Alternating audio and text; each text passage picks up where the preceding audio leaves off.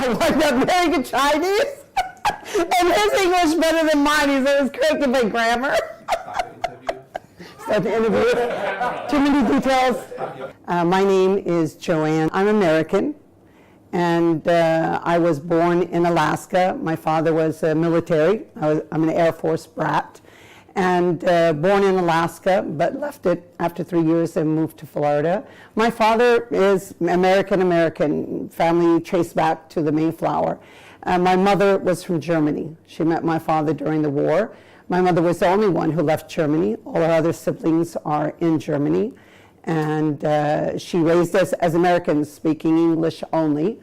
And they were both Lutheran. We were raised in a Lutheran church. It played a big role in our family, in our lifestyle. We went to church. My father was usher, and my mother was a Sunday school teacher. Both of them sang in the choir.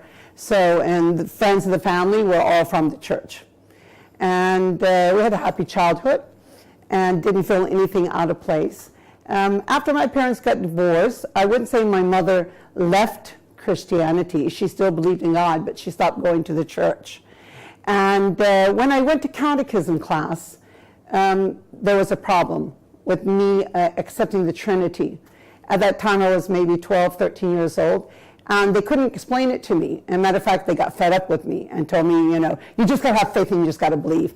Well, if somebody is religious and supposed to be teaching you something, how can they get fed up with you or just want you to say, just accept it and move on? I was seeking the truth. That's what I wanted, the truth.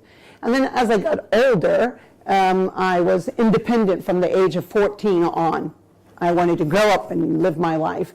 And I didn't feel that man's rule was the law that we should follow. Only I knew there had to be a higher law, because who created man?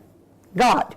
So I wasn't sure. The Bible didn't give me the guidelines that I needed. And it changed from church to church. I went into Presbyterian churches, Methodist churches, never went into Catholic church because I knew definitely that wasn't the path for me. And when I found Islam, I knew that this was the religion.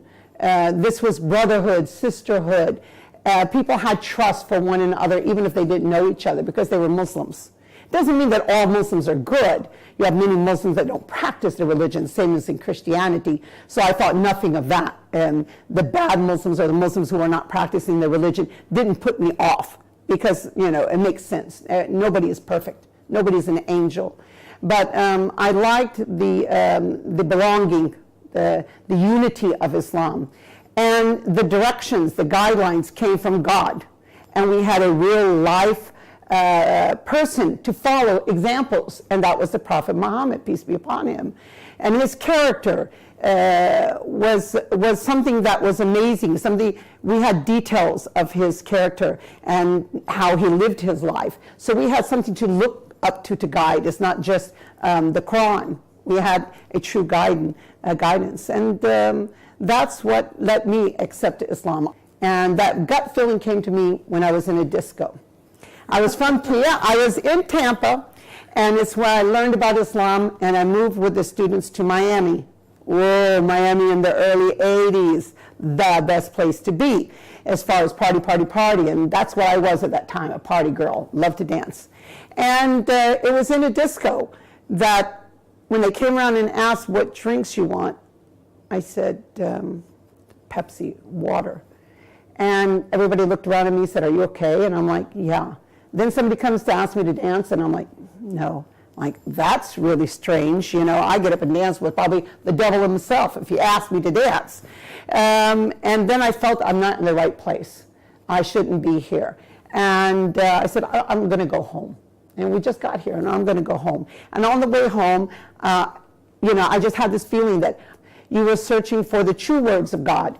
Now you know about it. You know a little bit about it. You know where it is. So I could die at any moment and not have accepted the true path.